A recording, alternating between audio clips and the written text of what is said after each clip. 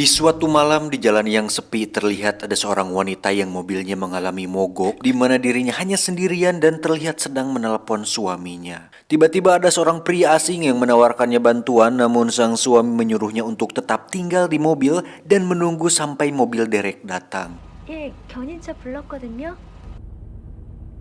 Dan saat pria itu pergi, tiba-tiba ya, pria itu memecahkan kaca kemudian menyeretnya dan membawa si wanita ke kediamannya. Dan Anda tahu siapa pria ini? Ya, dia adalah seorang psikopat di mana pria ini berniat untuk membunuh dan memutilasinya. Dan walaupun si wanita sudah memohon untuk dia memaafkannya dan mengatakan bahwa dirinya sedang hamil, beliau tidak sedikit pun kasihan, iba, simpati dan tidak menghiraukannya sama sekali.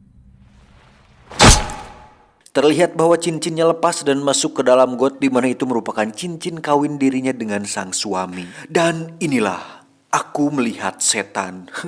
Baru openingnya saja sudah bikin emosi adegannya. Memang benar-benar setan.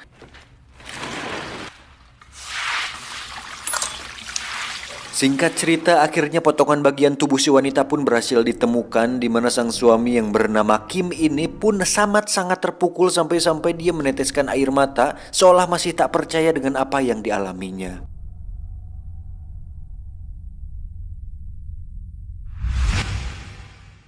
Ayah mertua pun menyesalkan apa yang terjadi dan menangis tepat di samping Kim yang membuat dirinya semakin tidak terima dengan apa yang dialaminya tersebut. Dan saat upacara pemakaman sang istri selesai, Kim kembali tak bisa menahan air matanya dan berjanji akan memberikan 1000 rasa sakit kepada si pelaku agar dia bisa merasakan pemanasan sebelum benar-benar masuk ke dalam neraka yang sesungguhnya. Dan perlu kita tahu bahwa Kim adalah seorang agen di Badan Intelijensi Nasional di mana dia izin untuk libur selama 2 minggu untuk menenangkan hatinya yang sedang gundah gulana. Padahal seperti yang kita tahu, Kim tentu saja berniat dan sangat berambisi untuk menemukan si pelaku dan memberikan balasan yang setimpal dengan yang dialami mendiang istrinya. Dengan status dan akses dirinya di kepolisian dan di Badan Nasional, Kim pun meminta sebuah alat pelacak kemudian meminta data-data orang yang dianggap berpotensi terhadap kasus-kasus seperti ini. Didapatkanlah 4 pelaku yang kemungkinan besar adalah salah satu pelaku pembunuh istrinya di mana mereka memiliki track record terhadap tindak kriminal seperti ini.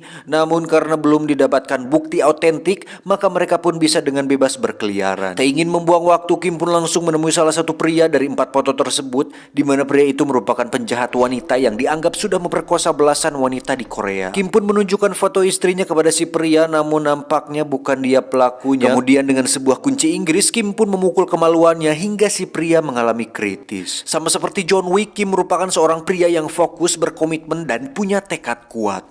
Dan itu dibuktikan saat dirinya langsung menemui pria kedua di mana dia menabrakkan mobilnya ke orang tersebut. Namun saat melihat tatapan matanya, Kim bisa langsung tahu bahwa bukan dialah pelakunya, tapi dia tetap memukulinya. Lah. Saat malam hari, Kim pun pulang ke apartemennya di mana masih tersisa 2 pria yang belum didatangi. Namun karena lelah, Kim pun memutuskan untuk tidur. Tapi layaknya hutang ke warung Teh Yuli yang belum dibayar, Kim ternyata tak bisa tidur dengan tenang di mana dia kembali bangun dan melihat satu foto pria yang Kim memiliki insting kuat bahwa pria itulah pelakunya. Dan memang benar, scene pun berpindah ke tempat lain di mana di situ ada seorang wanita yang sedang menunggu kendaraan umum dan tak lama datanglah si setan atau si pelaku yang menawarkan tumpangan kepada si wanita. Dan kita akan kembali melihat betapa iblisnya tindakan si setan ini atau si pelaku ini yang ternyata sudah sering melakukan tindakan tak bermoral tersebut di mana dia mengincar seorang wanita yang sendirian dan membunuhnya hanya untuk kepuasan semata. Dan ya, jika membahas psikopat memang tak perlu lagi dipertanyakan apa tujuan dan motifnya, karena seperti yang sudah kita semua tahu, psikopat memang suka membunuh dalam film-film. Namun jangan salah, menurut ahli neuroscience bahwa otak seorang psikopat mengalami kerusakan di area prefrontal cortex dan amigdala. Saya masih ingat sekali dengan amigdala ini karena dulu pernah kuliah psikologi di Cambridge University cabang Sumedang, bahwa amigdala di otak kita ini berbentuk seperti kacang almond, yang mana amigdala sendiri banyak mengatur fungsi seperti empati, rasa takut, sedih, moral, dan faktor-faktor lain yang terkait kepribadian. Nah, Jika area pada otak ini rusak, maka semua fungsi yang saya sebutkan barusan tidak akan ada dan muncul sama sekali. Contohnya misal ketika kita menonton film horor, reaksi normal yang dialami oleh orang normal, yaitu kita lah sebagai orang-orang normal, adalah seperti jantung berdegup dengan kencang, tangan berkeringat, wajah meringis, dan nafas tertahan gitu. Namun pada psikopat, bagian otak yang tidak teraktivasi membuat reaksinya lebih tenang dan tanpa ketakutan sedikit pun. Keren kan? Efek kerusakan yang dialami orang yang psikopat memiliki efek yang hampir sama seperti mereka yang kecelakaan di bagian kepala depan. Contohnya kalau kalian pernah dengar atau baca di tahun 1848 ada seorang pekerja rel kereta api bernama Phineas Gage, di mana dia mengalami kecelakaan kerja yang parah saat sebilah tombak menembus kepalanya dan merusak area prefrontal cortex. Anjing ya, susah banget ya. Prefrontal cortex pada otak. Namun beruntung katanya dia masih selamat. Namun kerusakan otak yang dialaminya membuat beliau menjadi pribadi yang sangat-sangat berbeda sebelumnya dan berubah 360 sampai 720 derajat dari orang yang dikenal baik, ramah, sopan, dan mudah bekerja sama dengan orang, tiba-tiba menjadi orang yang kasar, marah, dan sulit berempati. Dan ini benar-benar terjadi loh ya. Kalian bisa search di Google atau di YouTube. Jadi intinya si pelaku yang tidak saya sebutkan namanya ini, atau sesuai judul kita panggil saja mas-mas setan, mengalami kerusakan otak tersebut. Dan yang lebih parah, mas-mas ini terlihat sangat puas dan bahagia ketika dirinya selesai menyiapkan nyawa seorang manusia. Kembali pada Kim yang mendatangi rumah orang tua si pelaku, di mana dia mengaku sebagai orang asuransi untuk mencari tahu informasi tentang dirinya. 지금 아빠 어디 사시는지 알아? Dan setelah mendapatkan informasi mengenai lokasi si pelaku, Kim pun langsung pergi ke sana dan menemukan banyak sekali barang-barang para korban. Dan yang paling menyakitkan adalah ketika Kim menemukan cincin sang istri yang terdapat di dalam got pembuangan.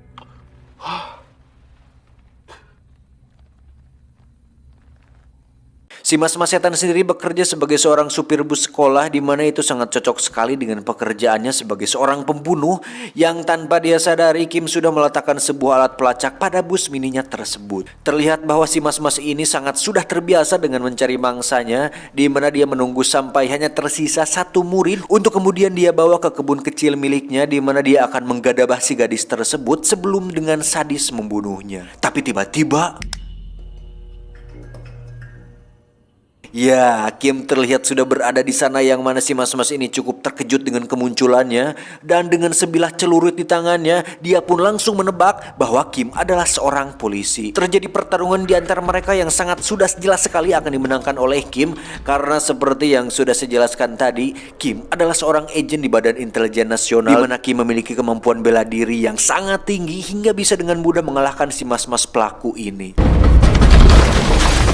Dan saat ada suatu momen ketika Kim bisa membunuh dan membalaskan dendam istrinya, Kim pun mengurungkan niatnya. Dan disinilah bedanya film-film lain dengan film I Saw the Devil ini. Karena selain tidak ingin filmnya berdurasi pendek, Kim juga ingin agar si pelaku tidak mati begitu saja, karena dia akan melakukan sesuatu yang lebih buruk dari ini. Kim pun memasukkan alat pelacak ke dalam mulutnya dan memaksa si pelaku untuk menelannya. Sementara dia akan pergi untuk mengantarkan gadis tadi ke rumahnya. Saat si mas-mas ini sadar, terlihat ada sepucuk amplop yang ternyata itu adalah sejumlah uang yang diberikan oleh si Kim tadi.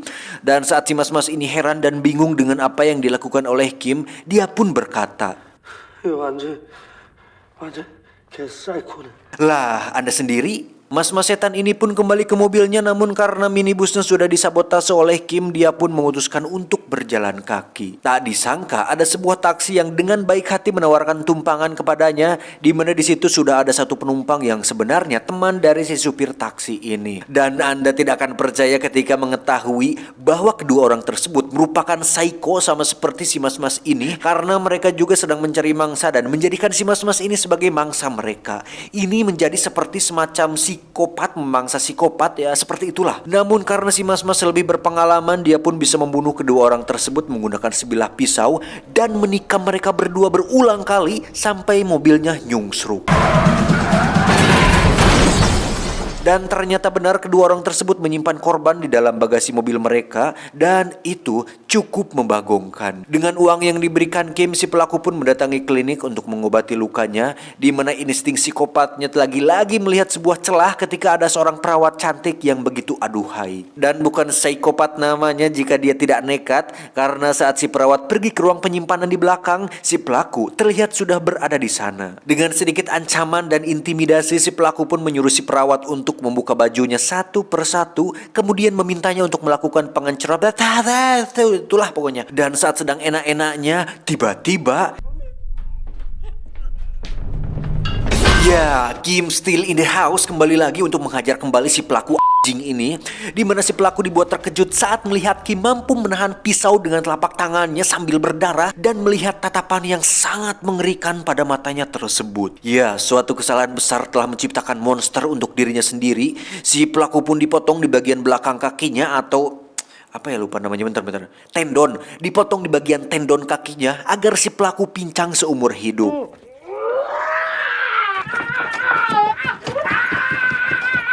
Si pelaku pun dibawa dan diturunkan di sebuah parkiran, kemudian pergi dari sana dan berhenti tepat di jalan sepi untuk berpikir tentang tujuan kenapa Kim mempermainkannya. Tak lama si pelaku pun melihat sebuah lampu mobil, di mana lagi-lagi ada kesempatan di situ pasti ada korban. Namun ternyata mobil tersebut berisi satu pasukan tentara militer yang sesikopat-sikopatnya orang. Jika berhadapan dengan seorang tentara, apalagi satu kompi tentara militer, ya bodoh jika nekat macam-macam.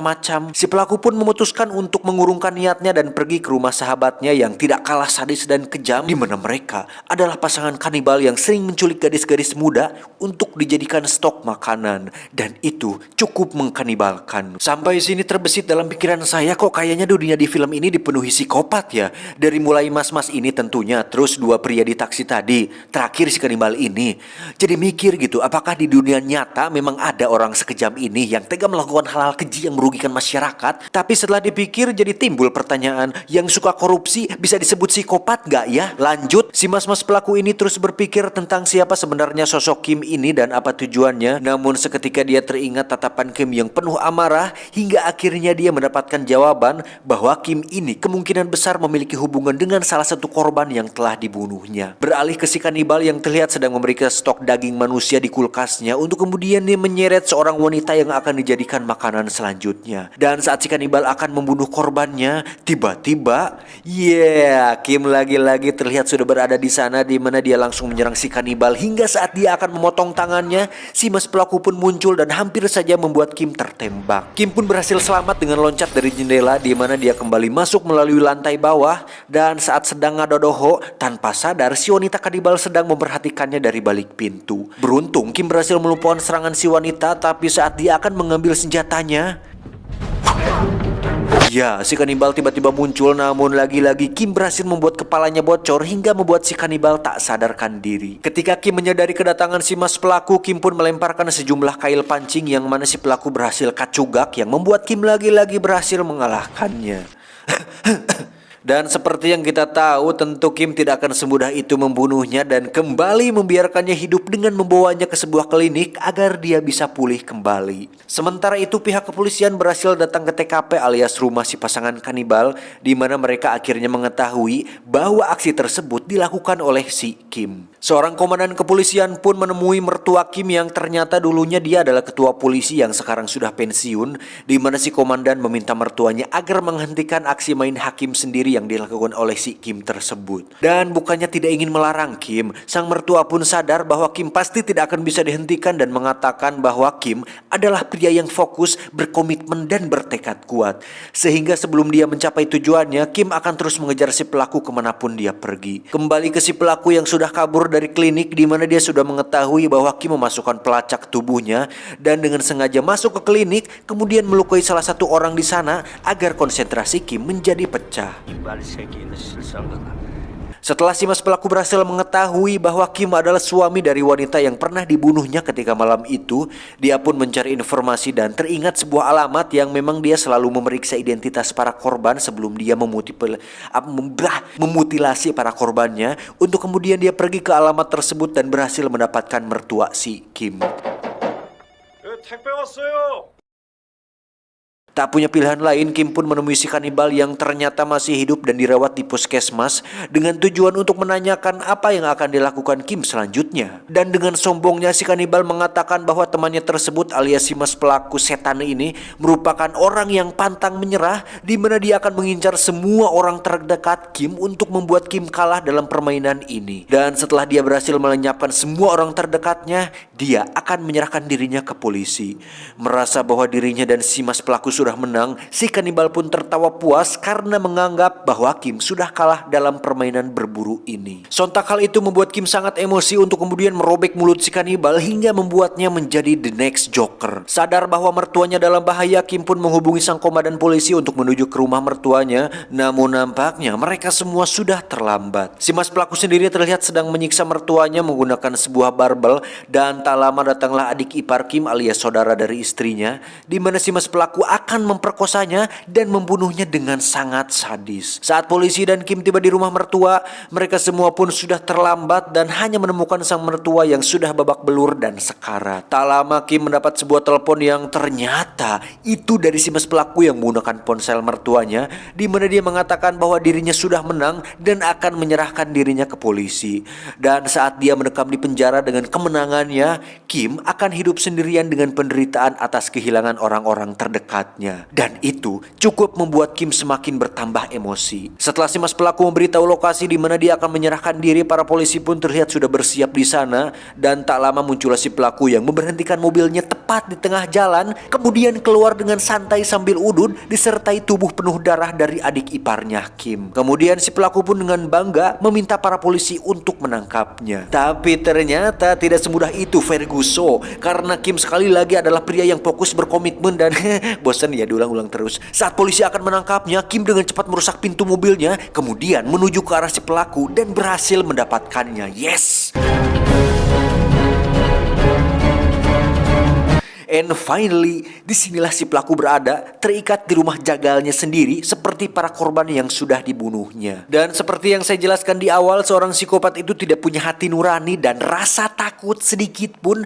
Dan faktanya itu cukup menyulitkan untuk membuat bagaimana caranya untuk membuat seorang psikopat menderita. Dan benar saja, meski Kim sudah mencocol matanya dengan sebatang rokok dan menusuk pipinya dengan sebuah obeng, si pelaku masih saja bisa tersenyum puas atas kemenangannya. Dan satu-satunya cara untuk membuat si pelaku menderita adalah dengan membuatnya merasa ketakutan seperti yang sudah dirasakan para korbannya. Dan ya, semua manusia, mau itu psikopat, penjahat, pemberani, om-om, mas-mas tukang angkat galon, atau orang paling disegani di dunia sekalipun, pasti takut dengan yang namanya kematian, kecuali orang yang sudah ikhlas. Dan Kim sudah merencanakan sesuatu yang akan membuat si pelaku benar-benar sangat ketakutan sebelum akhirnya dia menemui ajalnya. Kim pun pergi melalui pintu belakang, di mana dia membiarkan si pelaku terikat pada sebuah mekanisme alat pemenggal kepala yang dipicu melalui pintu depan. Sehingga saat ada orang yang membuka pintu, maka secara otomatis sebilah besi tajam akan langsung menghantam leher si mas pelaku. Dan saat Kim berjalan pergi dari sana, tak lama muncullah sebuah mobil taksi yang ternyata itu adalah ayah, ibu, dan anaknya si mas pelaku ini. Dan faktanya Kim sudah menghubungi mereka untuk datang ke sini dan meletakkan sebuah mikrofon kecil agar Kim bisa mendengarkan ketakutan dan penderitaan sebelum si mas pelaku menemui ajalnya. Saat keluarganya sedang mencoba membuka pintu, si pelaku pun dengan susah payah meneriaki mereka sambil menggigit tali sampai dia benar-benar terlihat sangat amat ketakutan. Mamam.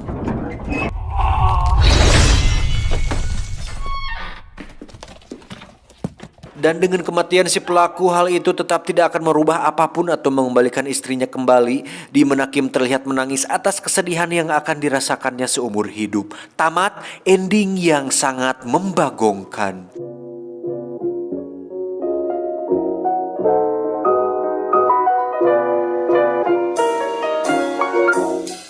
Pada akhirnya film ini cukup sangat membuat penonton emosional dan merasa masuk dalam ceritanya yang gregetan ingin ikut modern si pelaku. Dan yang menurut saya paling keren adalah konsep alur ceritanya yang seolah paham keinginan penonton selama ini, yaitu tidak ingin penjahatnya mati begitu saja dengan mudah. Coba kalian nonton film-film action atau thriller yang penjahatnya sadis, semisal mereka sudah membunuh keluarga si tokoh utama di awal, tapi saat tokoh utama mendapatkannya di menit-menit akhir, mereka malah membunuhnya dengan cepat. Kebanyakan film kan kayak kayak gitu. Itu kan sangat mengecewakan dan mengenakan sekali untuk si penjahatnya. Nah, di film ini saya amat sangat merasa puas ketika melihat penjahat yang berulang kali disiksa dari menit pertengahan sampai akhir.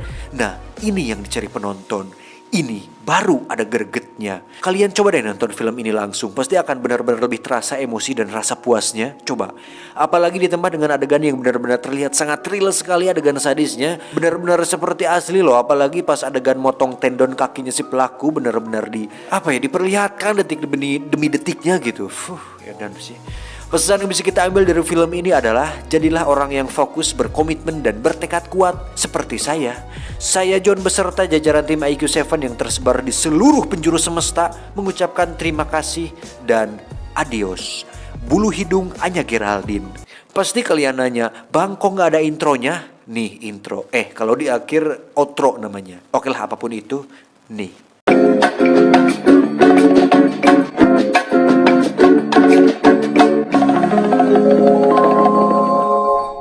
Yeah, this is my life, this is my world, and then merokok dulu. Oh ya, banyak yang nanya di komentar, nggak cuma di komentar sih, di DM juga. Bang, kenapa videonya kok pada hilang? Itu sebenarnya nggak hilang, saya private semuanya ya. Soalnya kan ini udah kena teguran 2 kali, jadi takut satu kena teguran lagi, hilang semuanya kan udah saya jelasin di. Tapi saya kurang jelas sih, kurang detail dijelasin di pas video pamit di IQ7 itu. Sebenarnya itu saya sengaja private di privasi supaya tidak terdetek lagi tegurannya, soalnya takut kalau kena teguran teguran lagi hilang semua channelnya, kan itu sangat beresiko sekali gitu, makanya saya hilangin. Jadi kalau ada yang nanya kemana itu, ya itu disembunyikan dulu sampai benar-benar pulih kembali channelnya. Tapi ya santai sih saya mah walaupun tidak ada AdSense. Tidak apa-apa, masih ada warung Teh Yuli yang bisa diutangi rokok setiap hari. Dan kopi juga. Kopi, gehu, keripik sampe, keripik ini banyaklah jajanan. Masih bisa kasbon. Dan akan dijanjikan suatu jaminan channel balik lagi nanti 3 bulan lagi. Dan Teh Yuli percaya saja dengan itu. Enggak. Saya bayar semua kasbonan hutang saya ke warung Teh Yuli. Nanti saya bikin vlog deh untuk siapa itu Teh Yuli dan di mana warungnya dan bagaimana cara saya membujuk dia agar bisa ngutang di warung beliau. Nanti saya bawa nge-vlog ya. Kapan-kapan. Itu sangat worth it banget lah buat nongkrong gitu, walaupun sederhana, tidak terlalu mewah, makanannya juga yang disediakan tidak terlalu aneh-aneh. Gehu bala-bala saus yang diairin enak deh pokoknya. Simple. Ya, jadi gitu ya untuk IQ7 ya. Oke. Sip, sehat-sehat buat kalian semua, jaga diri baik-baik, apalagi lagi pandemi. Pokoknya selalu sehat dan sukses selalu. Bye bye. I love you full all. I love you all of you. I love you. Apa sih anjing?